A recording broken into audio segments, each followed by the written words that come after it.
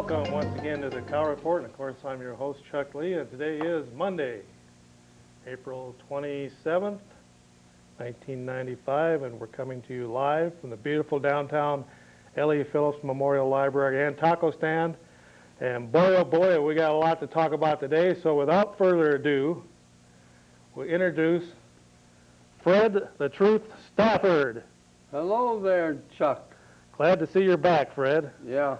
You were down in Honduras this weekend, or? No way. Okay, I was just checking there. I know you got a... Just on the south side of Eau Claire. I know you had a little wound today, and you didn't know whether you could make it on the show, but like a real trooper and a showman, you made it, Fred, and we're glad to see you here on this beautiful snowy day, Fred, and it's kind of mushy out there. The streets are starting to clear off, but isn't it wonderful to live in Eau Claire, Fred? Oh, yeah. Away from the high crime areas and all that stuff. We're kind of a little pocket of safety here, Fred, and that's why that new company, Hutchinson, wants to bring in between 1,400 and 3,000 fairly good-paying jobs, Fred. Well, how much are they going to pay? Well, supposedly the bottom range is $7. Of course, the white-collar jobs will pay a lot more than that, and the salaried jobs, but it's obvious, Fred, when you want to bring in close to 3,000 people, you want to keep a union on as long as possible. So eventually the unions will try and organize. So you might as well start with a lower wage because it's going to get up there over 10 bucks an hour real quick with a union in there anyway. Because a company like that has to have production, Fred. They can't beat around the bush. This computer industry changes so quickly. You got to keep on top of it. As you know, Fred, Seymour Cray went down the tubes last week because he couldn't keep ahead of the pace. So you got to pay attention, Fred, and keep your eye on the ball. There's three things in life you got to do, Fred. Mm-hmm. Number one, you got to pay attention. Number two is you got to keep your eye on the ball. And number three, you got to pay attention. If you keep those three things in mind, Fred, you'll go far. Uh-huh. All right, today is Monday. And you know, on this show, Fred, we always try and stump the stars. And, of course, you have been stumped very few times, Fred, in your lifetime. And, of course, Fred, that's just a reminder there of the hammers and stuff that public access is moving this year. This whole studio is going to be made into one big slaughterhouse, Fred, for cows and sheep. Yeah. So you want to pay attention to that. And keep your hand on the saw. So anyway, Fred, they're moving over there to the old tire factory. Yeah. So that's what all this construction's about. So once in a while we'll have to talk over the sound of the construction, Fred. Yeah. I've never seen so much work out of this bunch down here in 8 years, Fred, that I've been down here. Yeah, is that right? They're just hustling all over the place. No stone is left unturned, Fred. Everything is moving over to the tire factory over there. I think they're going to make tires on the side, too, when they're not producing movies. Okay, Fred, well, they finally shut the door so we can get back to the show here, get back to the situation at hand. All right, Fred, today is April 27th, and, of course, tomorrow, for all you tree lovers out there and tree huggers, tomorrow is National Arbor Day, April 28th. Isn't it amazing how quick that comes, Fred? Mm-hmm. Now, also, in conjunction with that, if you hurry up, you could call the county, I think it's the one located over in Altoona, you can call the county over there and order trees at a very good price. Eau Claire County Forestry or whatever it is has a tree program, Fred, where you can get 2- and 3-year-old pine trees and firs, and I think they have some hardwoods you can get at a very great price if you buy a bundle of 20 or so at a time. I think the minimum you have to buy is 20 or 40 or something like that. But the price is very good, and you can plant some trees and make America green, Fred. Mm-hmm. Turn this back into Tree City. The city forester and his crews pretty much wiped out a lot of the trees in Eau Claire, Fred. So it's very important to plant trees in Eau Claire. They used to call this Tree City, USA. Yes. Now they call it the desert of the Midwest. I don't know what happened. They don't call it that, Chuck. Okay, Fred. Just checking to see if you're on the ball. As I told you earlier, Fred, there's three things in life that you have to pay attention to. Okay, on this date, Fred,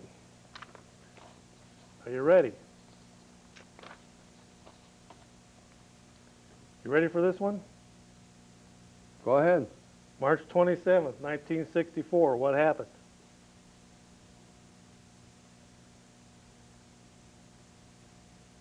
March 27, 64.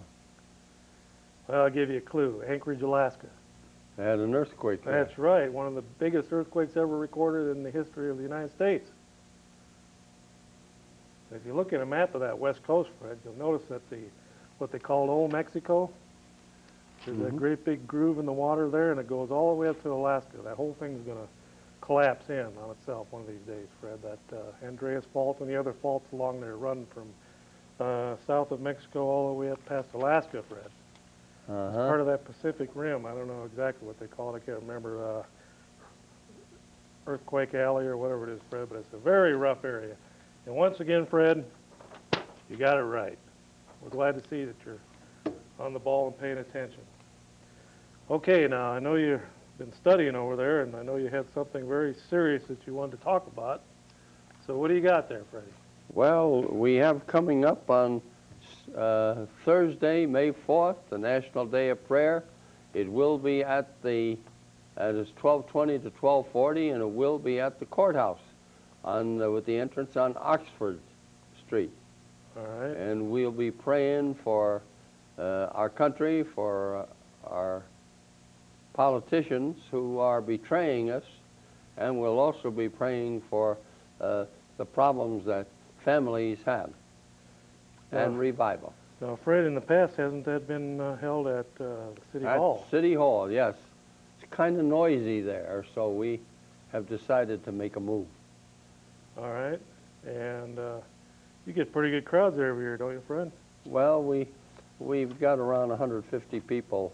We've had as many as 200, but last year was around 150. I think it's a little scary out there. You're kind of sandwiched in between the City Hall and the street out there. It's kind of dangerous. Cars flying by 35, 40 miles an hour. So that'll be a little more safety over there, too, Fred. Right. It's kind of on a side street. Now that's in front of the county courthouse, right? Right.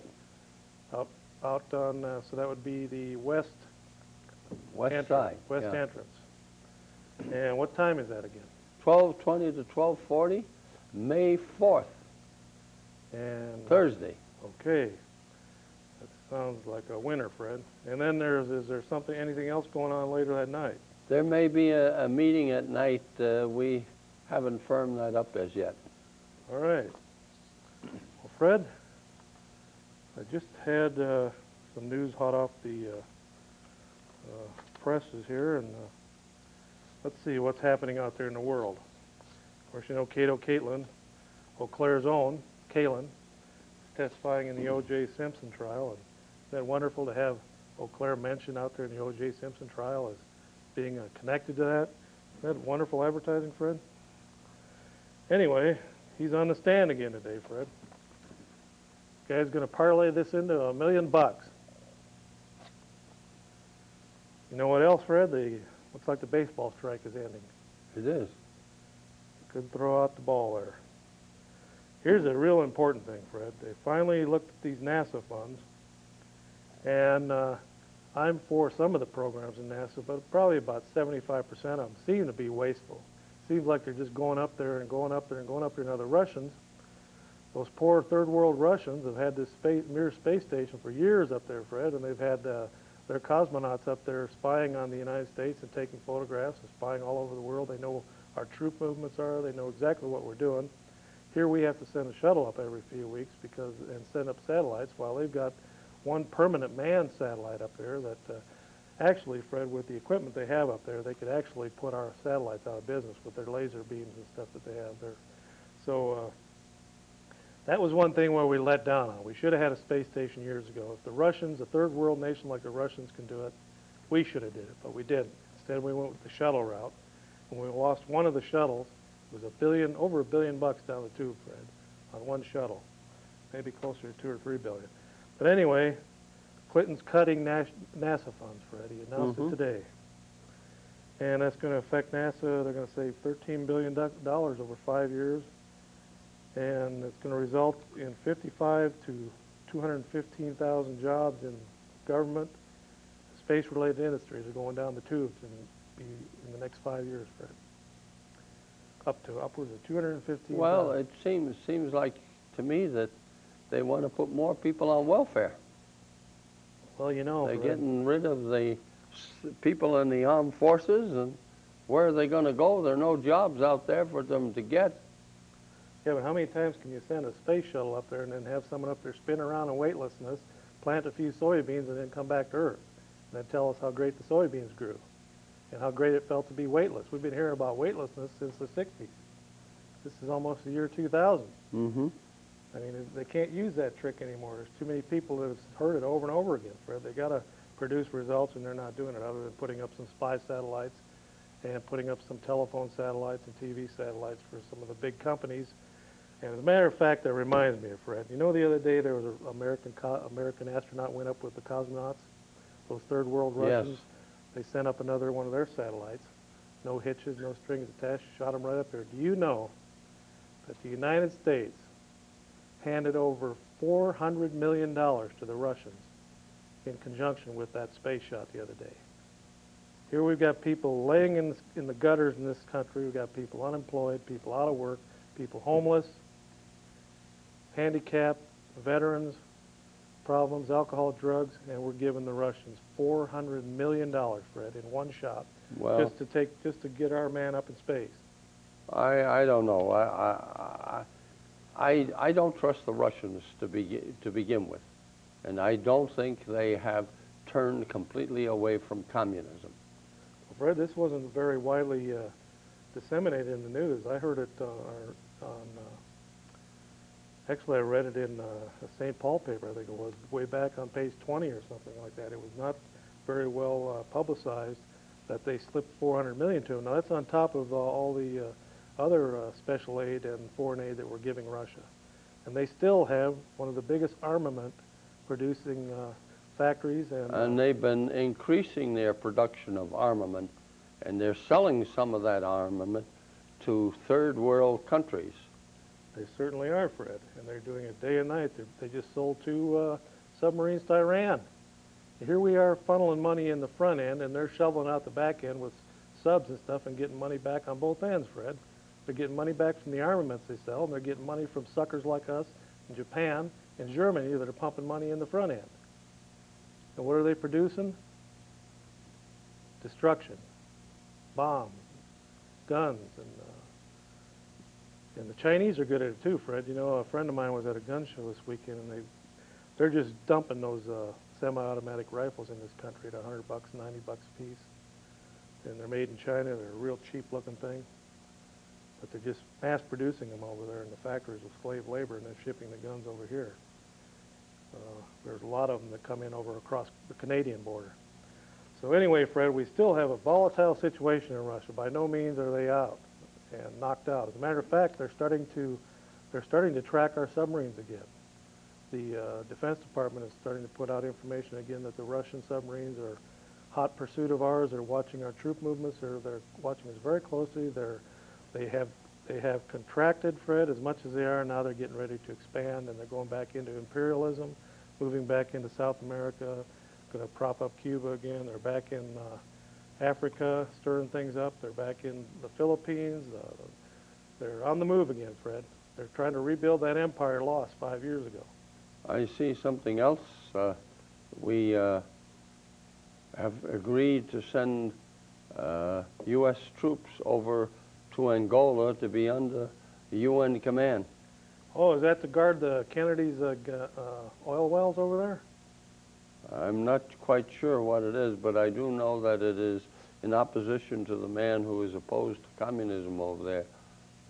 That fellow's been leading the fight for years and controls a good part of the country. Now we're sending over American troops to join with the UN there to keep the communists in power. I think his name is Santos or something like Yeah. that, Fred. But the Cubans have been in there for years too, and unfortunately, a lot of the Cuban soldiers brought back AIDS to the Caribbean with them when they came back.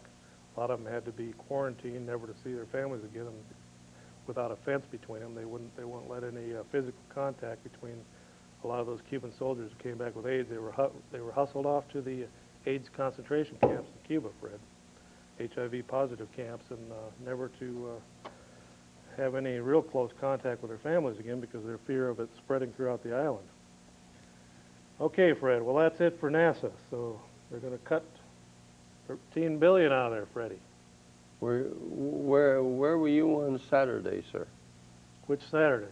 This past Saturday. Oh, I was very, very busy. And of course, Fred, I want to remind the people out there that the phone number here is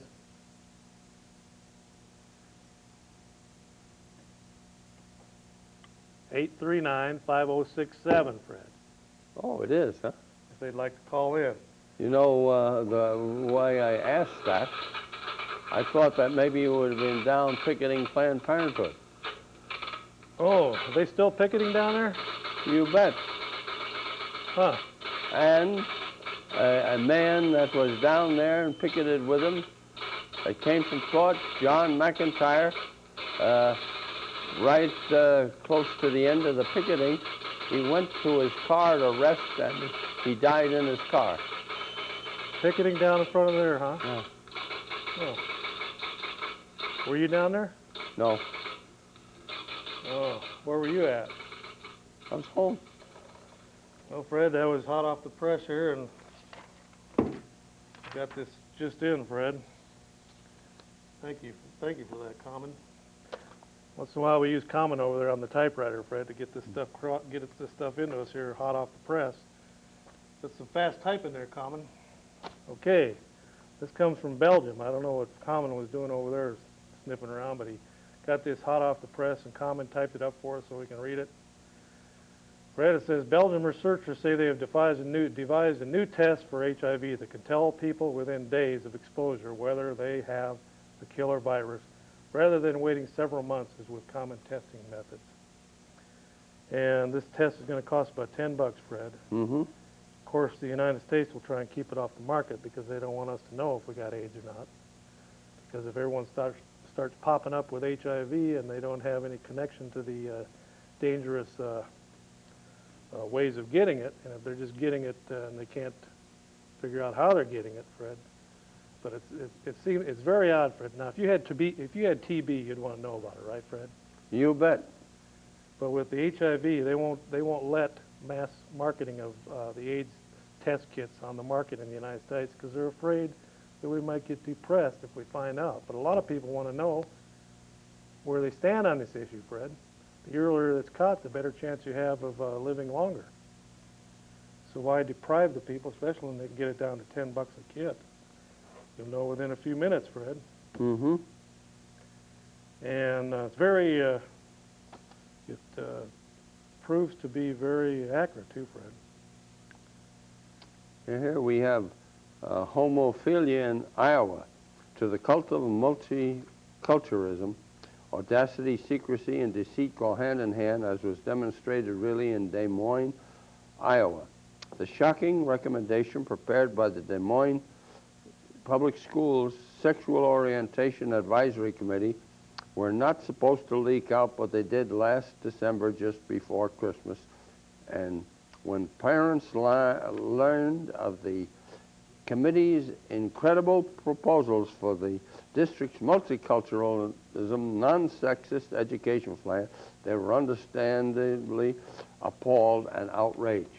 And some of the things there were a discussion of organized homophile movement and similarities and differences with other social change movements. And some of the goals were to emphasize gay, lesbian, bisexual issues and mandatory cross-cultural awareness training, to create student awareness of homophilic thinking or homophobic thinking, and to substantially increase accurate gay, lesbian, bisexual materials in school libraries, multicultural centers, to advertise the Gay and Lesbian Resource Center in school newspapers. Huh. That's amazing, Fred. You'd think they were acting like they got some kind of rights in this country. Well, they are certainly pushing it. You think they had some kind of equal rights under the Constitution or something. Okay, I don't know if we got a call there. I heard the phone ringing in the other room, and what are you all out shoveling snow today or what? We're taking calls here. This is a serious program. Ha ha ha. Fred is right here at your command. Answer your call on a first-come, first-served basis, without discrimination or forethought. Isn't that true, Fred? Well, I don't know. We'll see. Nope, I guess we lost that one. Of course, you know some people are shy, Fred. But it's real easy to call. All you do is call 839-5067, and we'll answer all your questions on any subject that you want to know about, because we are the experts. And that's why this show's on the air, Fred, is to give the conservative expert opinion in the greater Midwest and across the nation, Fred. Mm-hmm. And we like to do that. Now, Freddie, as you know, we have many, many things to talk about.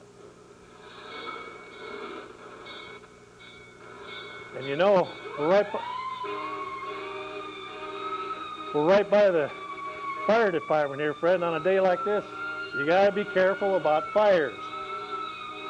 You always gotta watch out for fires on days like this, because you get lax. So pay attention, and don't leave lit cigarettes or matches laying around lit. Things like that. There was another right next door to the fire department, Fred. From time to time, we'll hear those fire engines coming by. There's nothing we can do about it. We're kind of, this L.E. Phillips Memorial Library and Taco Stand, Fred, is in a very prime location here. Yes. We got the train depot right here at the Sioux Line Depot. We got the river boat right here next to us. We got the river for the river boats and the motor boats and stuff to go by, and the skiers. We got a main highway right out here, and the L.E. Phillips Senior Citizen Center. There's a lot of traffic there, Fred. And then we've got the fire department and City Hall. You know, there's all kinds of hot air coming out of that City Hall, so you got to watch that when you walk by there. Yes. Okay, I think we had a call, Fred, on line 1 or 2. We'll see what we got here. We'll get the thing straight. 1. Okay, go ahead, caller. You're on the air. Hello, Chuck. Hello, how are you today? Oh, cold. Yeah, you been out shoveling snow or something? Yes, sir. Yeah, it's that snow is something. It's kind of wet today, you know that? Yeah, really. Kind of shocking. This is the first year that I remember that it snowed after my birthday, When was your birthday? the 25th. Well, happy birthday. What are you now, about 20, 21?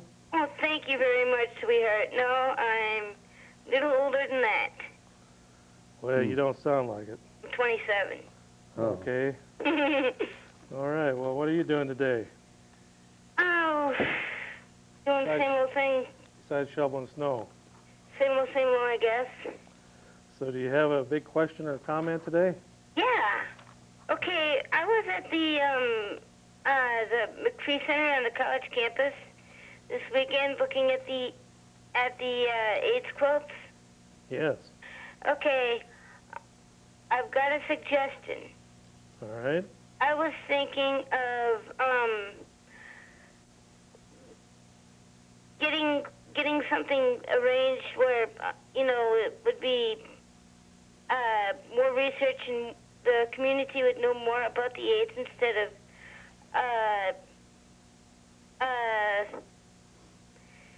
saying, well, you can get AIDS by touching somebody, which that's medically impossible. By touching somebody? Like if I touched you on the shoulder. Oh yeah, that's not the way. You can get forms of TB and stuff by coughing, and they're saying now that from the mist that comes out of your mouth, if you have TB and if you also have the HIV virus, that mist can travel through the air and you could breathe it in, and outside chance get it that way. But as far as just touching, I don't think That's highly unlikely. I don't think there's any worry about touching somebody with AIDS, but there are certain behaviors that you definitely don't want to engage in, especially with somebody that's HIV positive. When I crossed one of the quilts, it said Ryan White, Yes, I remember that young man. and I know Ryan. You do? Yes, I do. Huh. Pardon me? Yeah, I guess, what was it, Elton John came and visited him in on his deathbed? Mm-hmm. Yeah. And I was thinking, besides me making a quilt, I was thinking of getting the community more involved in the AIDS awareness. Uh-huh. And would you know how I could do something like that? Making the community more involved? Yeah. Well, they do have a, what is it, Northwest AIDS Project in town, Fred? They have a local, I think they also have an 800 number for from the CDC that you can get information from on AIDS statistics and the latest information on what chemicals and medicines are out there to help. But definitely what you could do is possibly produce yourself a TV program here on public access and just deal directly with that issue. You mean I could do that? Yeah, Right down there at the right down here in the Cow Report Studios. You could come right down here and we would just move out of the way. And of course, if Fred's down here, he could give you a tour of the studios while you're here. I probably won't be here, though. But oh, come on, sweetheart. But you could definitely do that, and you could do a whole program on it, take calls out and have people discuss it back and forth, pro and con, and the whole works. That would be really cool. But knowledge is power, and information is power, and the more you know about this disease, the less people are going to get infected by it. The lack of knowledge is causing most of the infections now, and east of the Mississippi, now this is a heterosexual disease, west of the Mississippi is still over 80% homosexual. So the eastern part of the country, especially in the metropolitan areas like New York, Philadelphia, you have a lot of intravenous drug users who are passing it that way. And so it's gotten into the heterosexual community in quite a big way. On the western part of the country, it's still a mostly homosexual disease. Mm-hmm. So, but knowledge is power. So the more people know about it, the less chance they are going to be of contacting it. You and I both think that. And there's definitely a lot of different angles to the whole thing, and there are ways of protecting yourself. And what is the main way of protecting yourself from getting AIDS, Fred? Abstaining from sex. From extramarital sex. Yeah. Right.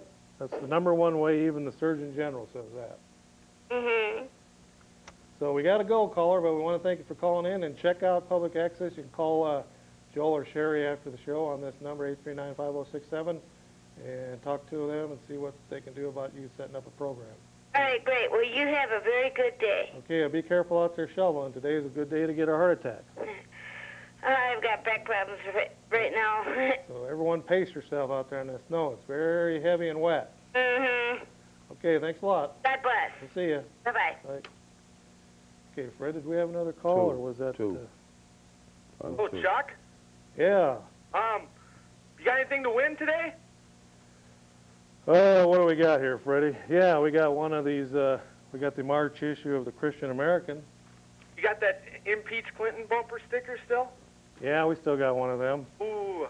Well, you want to see if you can stump the, what happened on this date? Sure. Okie dokie, Fred. Matter of fact, Freddie, that AIDS took another victim last night. One of the gangster rappers. We've had him call into the show here and talk about gangster rap. One of the founders of the gangster rap movement from Niggers with an Attitude. They've shortened the name of their group to NWA, but they used to call themselves Niggers with an Attitude. Eazy-E died at age 31, Fred, from the HIV virus. And he doesn't know how he got it other than he had sex with a lot of girls. Okay. Let's see how tough a one we can give you here today, caller.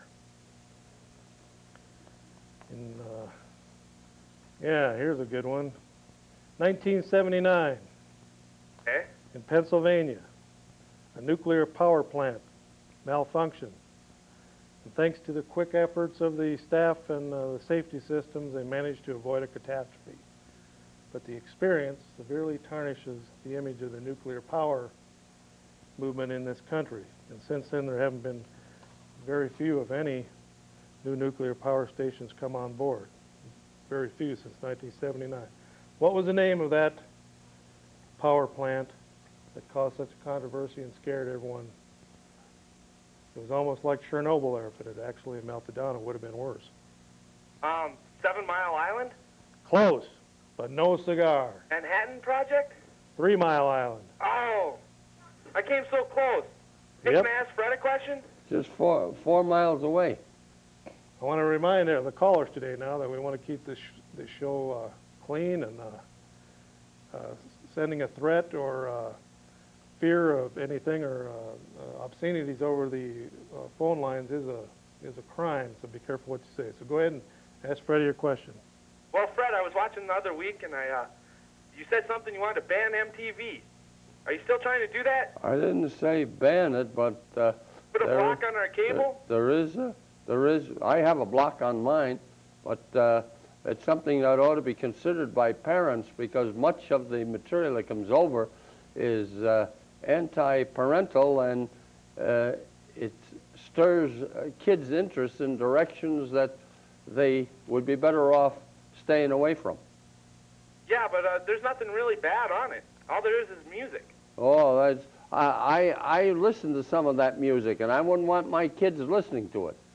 But Fred, you're too old. It's That's for a all new right. generation. I know right from wrong, and I know that stuff isn't right.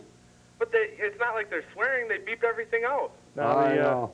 the cable company here in town will block it for you free of charge. All you do is call up the local cable system, by the way, which backed off on their box deal where they were going to try and charge everyone to rent a box. They backed off on that because of resistance. And see, you can get things done in this world if you resist. I know, but how come Fred wants to get it banned for everybody? Well, he didn't say everybody, I'm but trying to help. I'm trying to help the children. that box I know is some available. people don't care for children or don't want. I love children. What? I love kids. Anyway, Well, then you ought to do something to keep them from becoming corrupted by what they have on that station. Yeah, but you can see the same stuff on like ABC, NBC. Well, you don't have to watch that either.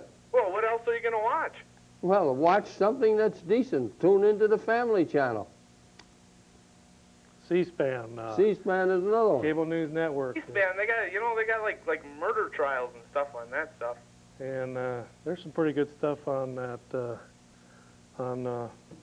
There's a couple other channels on the cable there, but yeah, they are getting pretty raw on some of those ABC and NBC shows in prime time too. It's getting pretty violent out there, and of course that violence translates into real world violence. We've seen that in hundreds of thousands of cases. It's obvious if somebody watches 50,000 murders, Fred, something's going to happen. Right. Well, you know, a good book to read would be The Rise and Fall of the Roman Empire by Gibbons. And you learn what happens when, what is going on in our country today, well, similar to what happened in Rome. But anyway, caller, you can get that blocker on there. And Roy, we told you to keep them cats out of the studio while we're in production here. I got another question for you. I'm finding you the other night. When you guys... Here, kitty, kitty, kitty. What was going on out there? Is it... Now,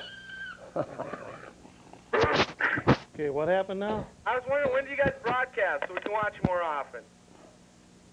When or what? When? When on what days and what times? Every Monday I'm on either at 2 in the afternoon or 9 p.m. Next week I'll be on at 9 p.m. You will be? No, actually, I guess they changed it. Next week is the day before the election, so they manipulated my time so I wouldn't have prime time that day. I'm on 2 o'clock next week again. Hey, is that a beaver on your head? What is that, Chuck? It's a raccoon. A raccoon? Yep. Hey, it's a lot better than that snake hat you were wearing the other night. Yeah, no, I guess they're selling those like hotcakes out there on the West Coast. And what were they, 1995, Fred? I don't know. Okay, well, caller, we got many calls backed up here, so Okay, thanks a we'll lot. let you go. Thanks for calling in. All right, Fred. Now, there's one more important news item, Fred. I don't know if you've heard it yet. The CIA bomb plot was revealed today, Fred. Yeah. Very serious. You know that Ramzi Ahmed Youssef that was in on the Twin Tower Yes. bombings at the Trade Center in New York? Yes. Well, what he wanted to do was pack an airplane full of explosives and fly it into the Pentagon. What do you think about that? Well, that could blow it sky high. No, actually, it wasn't the Pentagon, excuse me. Philippines police discovered an Islamic extremist plot to crash an explosives-laden plane into the CIA headquarters. CIA. Uh-huh. That's outside of Washington in Langley, Virginia. And they've uncovered some documents concerning the plot. So we're getting pretty serious out here, Fred, with some of these terrorist plots. I know. That group in Japan now, they're saying they were going to try and poison. Last night I heard that they found enough chemicals to poison 100 million people, Fred. They must have planned on dispersing that stuff all over Japan or all over the Middle East or wherever, but this guy was planning on doing away with as many as he could take with him in this doomsday deal of his. And now we're finding out this Youssef guy wanted to blow up the CIA, which took several thousand people with him. And so we're getting into some serious territory out there, Fred. Right. And now they've got terrorists running around with plutonium and stuff. It's coming out of Russia. And the German government's finding it at the borders. And, of course, that's just what they're finding. No telling how much has got into the hands of Iraq and Iran and North Korea and Cuba. Getting scary out there, Fred. It's a scary old world. Go ahead, caller. You're on the air. Yeah, I was wondering what Fred thinks about the number of terrorists here in Eau Claire. Which ones? I don't know, Fred. I'm asking for your expert advice here. Well, I don't know of any offhand, to be very frank with you, but I don't think very much of them. What about all the gangs you were talking about on a show a couple shows ago? Well, there is gang activity in Eau Claire, but it's nothing like what you're seeing in places like Iraq or anything? Des Moines, Iowa, or Los Angeles, or Chicago, or What's going on in Des Moines?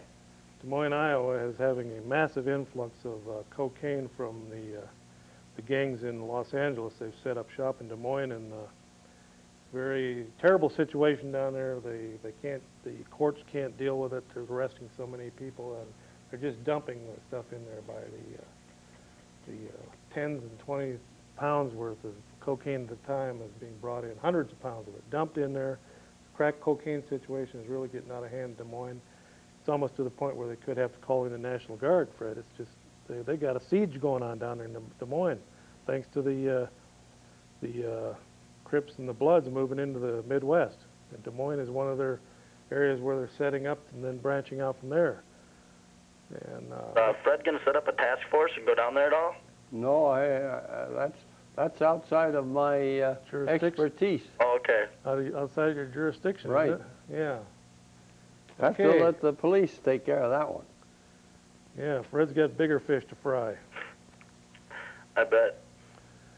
Okay, well, thanks a lot, caller, and happy New Year and all that stuff. Okay, Freddie. Yeah, I see where the American Legion in the April issue has an article on what price immigration. And one of the articles here by Dan Stein, do we need more immigration? No, bar the door.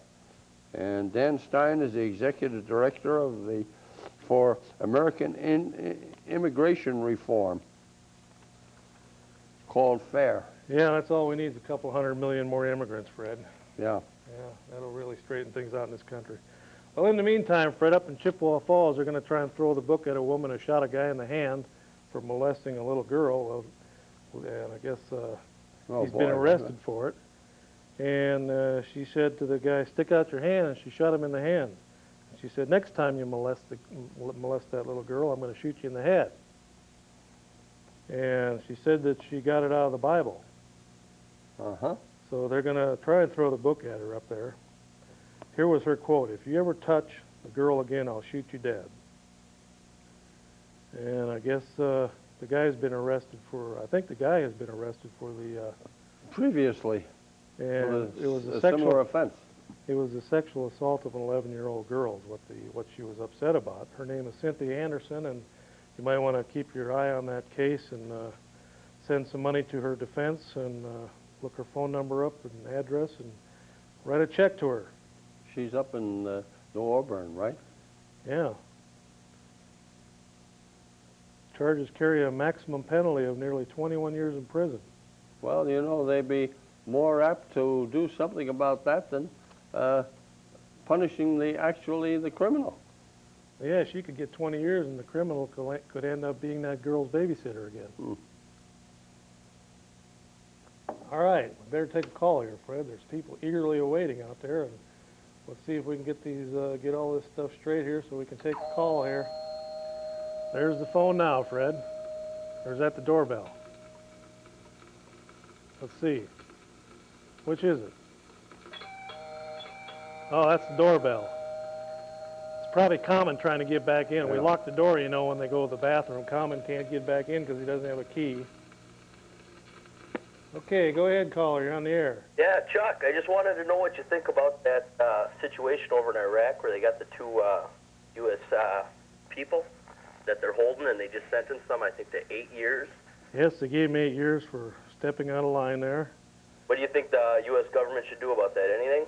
I can imagine what they do if they catch you with a can of beer over there or kissing one of them Arab girls. They'd probably chop your head off. But 8 years just for stepping over the border, it's pretty serious. Clinton is the type of guy that he'll do like Carter did and try and do it diplomatically, and 2 years from now they'll still be sitting there in jail. Whereas Ronald Reagan would say, you either let them go or we're going to blow you right up there to Allah. Do you think that they were spies for the U.S.?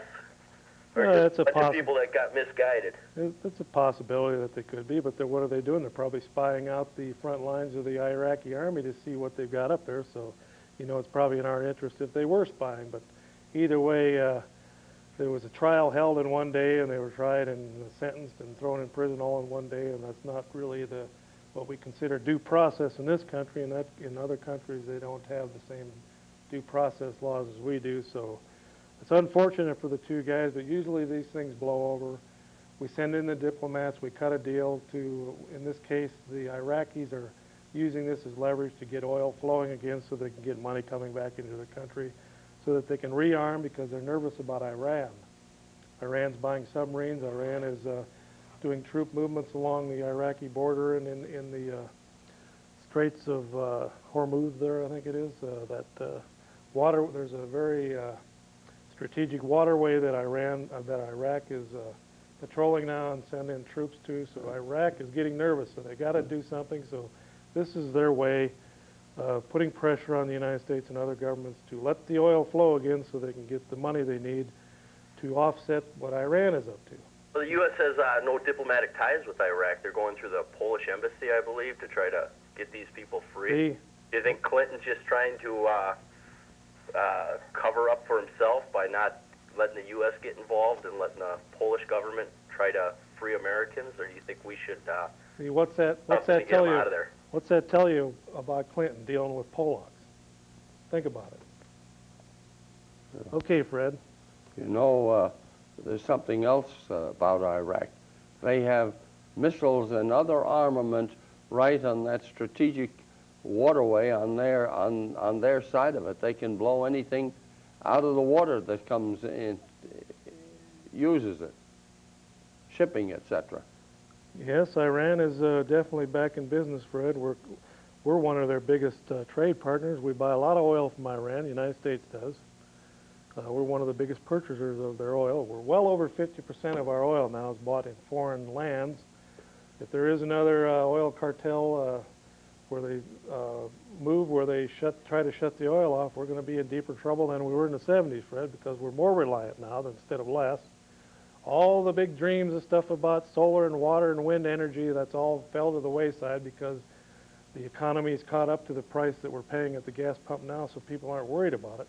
But what if gas jumps up to $4 a gallon real quick?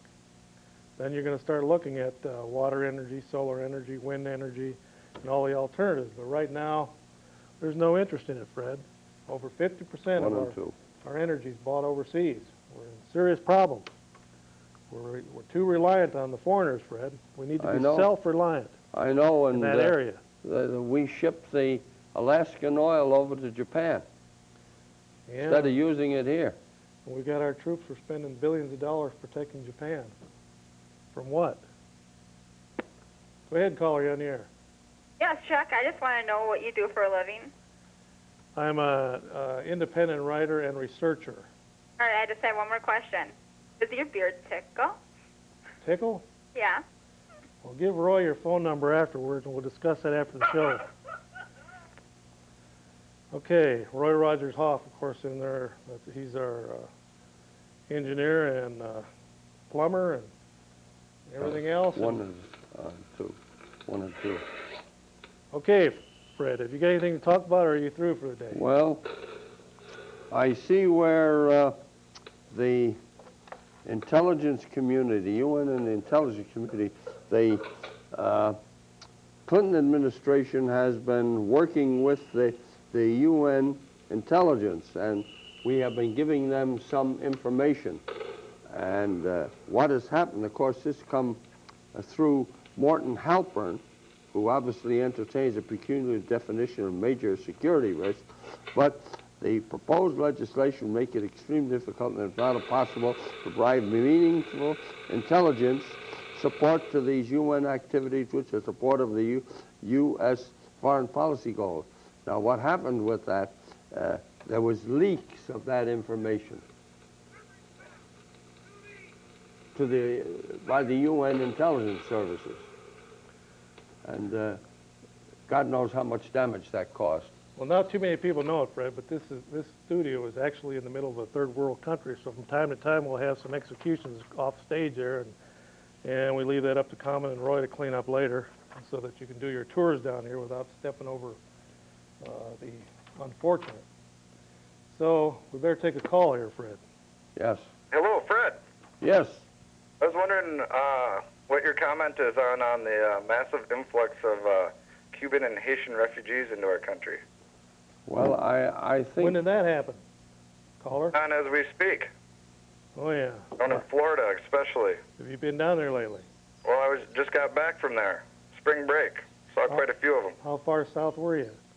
I was down by the Keys. Oh, yeah. Well, anything It's south... all the way down there. Well, Miami is pretty much taken over by the Cubans and the Haitians. I think the Keys are still fairly part of America, but Miami, I think they seceded that to Cuba about a year ago, didn't they, Fred? I don't know. No, I'm, you know, when our parents came here to the country, they didn't get in just because they wanted to come. They only let so many of them in at a time. And they took in people who would be helpful to the country, not all kinds of riffraff and so forth. Well, I think there's a bigger picture behind this, Fred, that we don't know about, but one way to destabilize a country is to bring in a lot of foreigners with a different language, different set of values, a different political thoughts about what's right and wrong, and if they don't have any allegiance to the country they're coming to, Fred, and you get such a big number of them, then you destabilize that government. And of course, that has been one of the planks of the communists and socialists for years, is to destabilize the United States and pull down the capitalist system that we live in, and set up a socialist utopia like they've got in the former Soviet Union. Okay, Fred. Yes. So I think we had a call there. I caught comment out of the corner of my eye there. I'm glad he's helping on the show now, Fred. Mm-hmm. Go ahead, caller, you're on the air. Yeah, Chuck, I got a question. Why are you wearing that hat? Which one? One that you got on. That's my trademark. Oh, is it? Yeah, see there? There's a side view you don't get to see too often. Only certain people can see that. You there? Yep, I'm there. It's a 100% pure, unadulterated roadkill raccoon there. Oh. So what does the Mickey Mouse represent then, or Minnie Mouse you got? Well, these are just something that they're selling out on the West Coast now, and it's really hot on Rodeo Drive, and you'll probably see them What is it? Is the Oscars tonight, Fred, or tomorrow night? Tonight, I think. You probably see a lot of people wearing these as they go into the theater. You know, the movie stars like Kevin Costner and them. They all own stock in this company, and so it's just you know, it's kind of like the medallions. People used to wear the peace sign around their neck. Now a lot of them are wearing these larger medallions. It's just a medallion. You can get them in silver, copper, or gold. And this one's wood. Oh, And they're really big on the West Coast. You see a lot of the movie stars wearing them. okay. Hey, I was just wondering because I was just flipping through the channels and I saw you with that hat on, and I seen you on TV before with other hats. So I was just wondering why you wear, you know, these hats. I didn't know if they were trademarks for you, but Yes, I wear many hats on this show. oh, good. Well, good luck to you in future farming. Okay, well, thanks a lot. It's nice to have a good, clean call from time to time, Fred, from a young man, you know. Another one on there. Fred, I got a question for you. Yes. Of course, I think we're close to the police department down here, too, aren't we? Yes. There's another fire. There must be a lot of traffic accidents out there in the ice and snow today, Fred. If Common would close the door after him after he went to the bathroom, he acts like he's born in a barn or something. Okay, Fred, I got a question here. On March 29th, 1967, Louisiana, Alabama, Florida, Georgia, Mississippi, and Texas are ordered by the Fifth Court of Appeals to do what to their schools, Fred? Desegregate the schools? Yeah, you know, that's amazing, Fred. We're not talking 1957, we're talking 1967 they did this. I didn't know they had segregated schools in 1967 in those states. 6 states, the Fifth Court of Appeals ordered them to desegregate. Fred, you're still batting 1,000 there. That's another one down, another one on Fred's belt of victories. Okay, go ahead, caller, you're on the air. Yes, I have a question for Fred. Go Yep. ahead. All right, how old is Fred, first of all? Old enough to know better. Well, is your sex drive pretty good yet? What? Is your sex drive pretty good? Well, I'd rather not talk about that. Fred, what have we been doing this show now? 20, 25 years? No. I think that's the first time anyone's asked you a question like that. I just think Fred turns me on. He's so sexy. Oh, goodness gracious me. Right? Okay, well, thank you very much. Well, Fred, you know, when you're in this business long enough, you become a star, Fred. People, I know you've signed autographs. You can't deny it, haven't you? Yeah, I've signed one. People miss you when you're not on the show, so pay attention. There's 3 things in life to get ahead, Fred, and that's why you're a star now. You've paid attention, you kept your eye on the ball, and you paid attention. Okay. You better take this call. We're running out of time. We're rapidly approaching the 3 o'clock hour. Go ahead, caller. You're on the air. Yeah, I was just wondering, Chuck Steak, does your glasses change color as you go outside? You know, I've never tried that. Those aren't the ones that change when you go in and out? See, we've got something like 7 or 8 very hot spotlights to light up the show because we are, this is a very important show, so we try to keep the spotlight on it. So that's why from time to time we have to wear glasses to shield the rays. What's Fred reading about over there? Sometimes Fred forgets he's on the show. You know, one day we were on the show here, and he was writing out a check and scratching his head thinking about going and paying a bill somewhere. I think he's thinking about that girl that just called him. Okay, well, you got any?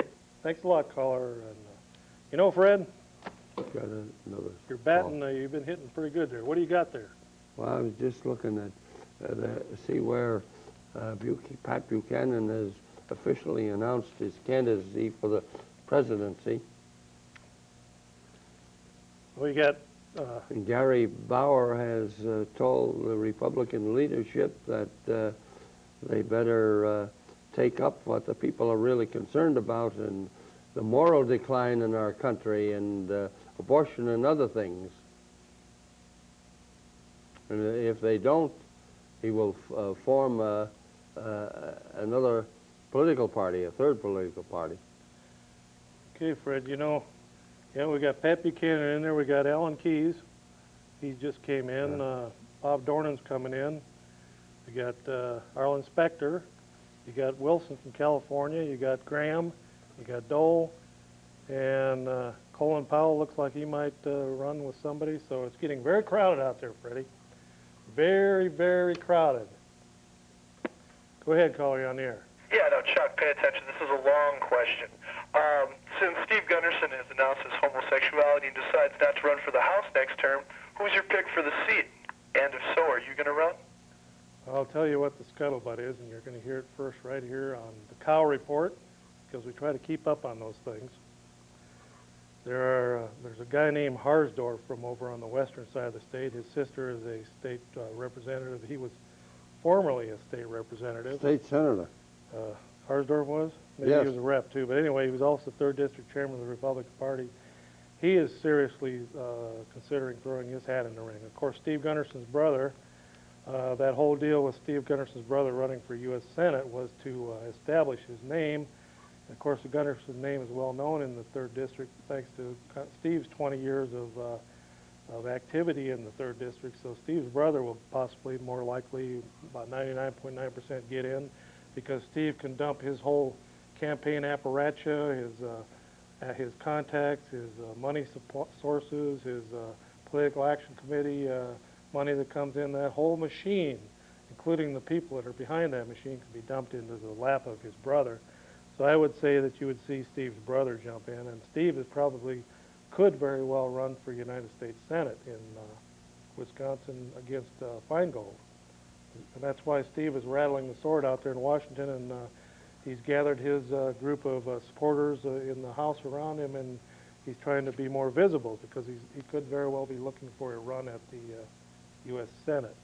My plans are, at this moment, I don't plan on running, and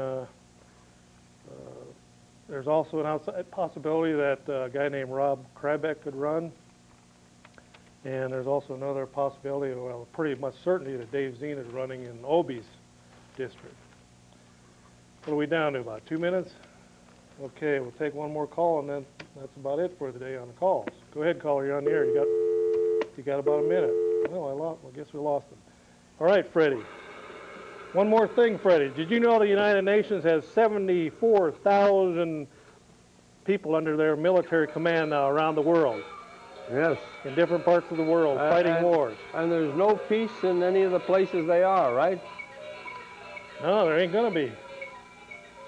If there was any success of peace coming about, their moving in exempts that. There's about 20 different peacekeeping missions going on right now, Fred. Yep. There's about 20 of them floating around out there. All right, Fred, well, we're glad to see that you can make it on the show today. What are you now? What are you, going to be 79 this year or 78? 78. What's your birthday? 20th.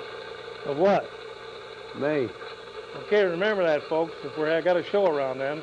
This has been the Cow Report, and I've been your host, Chuck Lee, and with me, my rusty, trusty sidekick, Fred the True Stafford. Roy Rogers Hoff has been the director. Thanks to the facilities of Public Access Channel 11, and Joel Desprez, the director, and staff here. We want to thank you, and we'll see you again next Monday at 2 p.m. Adios.